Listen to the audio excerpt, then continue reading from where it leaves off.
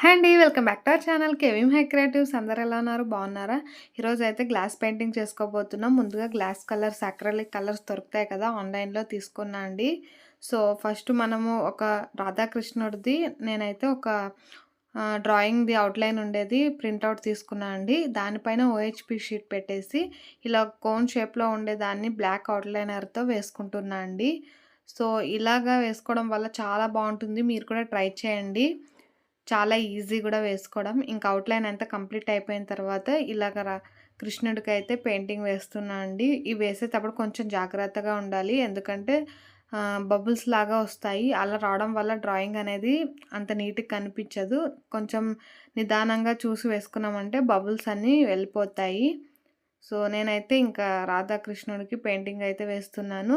OHP sheet పైన వేసుకుంటున్నా అండి. మనకు కావాలంటే డైరెక్ట్‌గా గ్లాస్ పైన గూడా వేయొచ్చు. సో, నేను ఫస్ట్ టైమ్ ట్రై చేశాను. అందుకనే నేను ఫస్ట్ ఓహెచ్‌పి షీట్ పైన వేశానండి. చూసారా? ఇంక పెయింటింగ్ అయితే కంప్లీట్ అయిపోయింది. చాలా బాగొచ్చింది రిజల్ట్ మాత్రం. నాకైతే చాలా నచ్చింది. సో, మీకు కూడా నచ్చిందో లేదో అనేది కూడా కామెంట్‌లో షేర్ చేయండి. ఫైనల్‌గా పెయింటింగ్ అయితే కంప్లీట్ అయిపోయింది. ఇప్పుడు ఈ ఓహెచ్‌పి షీట్ అంతా ఒకరోజు డ్రై అవ్వడానికి సైడ్‌కి పెట్టేసిన తర్వాత ఇలాగ మనకు అల్యూమినియం, సిల్వర్ ఫాయిల్ దొరుకుతాయి కదండీ బయట స్టేషనరీలో, లేకపోతే ఏదైనా గిఫ్ట్స్‌కొస్తాయి కదా! అలాంటివి తీసుకొని ఇలా మొత్తం క్రష్ చేయాలి. క్రష్ చేసిన తర్వాత చూసారా ఇలా ఉంటుంది. ఇలా క్రష్ చేసిన దాన్ని పక్కన పెట్టేసుకోవాలి. ఇంట్లో ఏదైనా పాతవి దేవుడి ఫోటో ఫ్రేమ్స్ ఉంటాయి. ఏవైనా ఫోటో ఫ్రేమ్స్ ఉంటాయి గదండీ! అలాంటి దాన్ని నేనైతే దేవుడి ఫోటో ఫ్రేమ్ ఉంటే తీసుకున్నాను.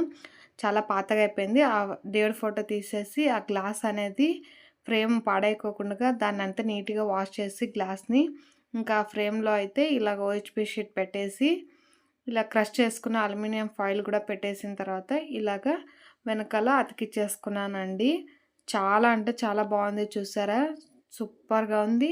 అసలు బయట తెచ్చిన కొనుక్కొచ్చిన దానిలాగా ఉంది. సో, నా వీడియో గనుక మీకు నచ్చినట్లయితే లైక్ చేయండి, షేర్ చేయండి, సబ్స్క్రైబ్ చేయండి. Thank you.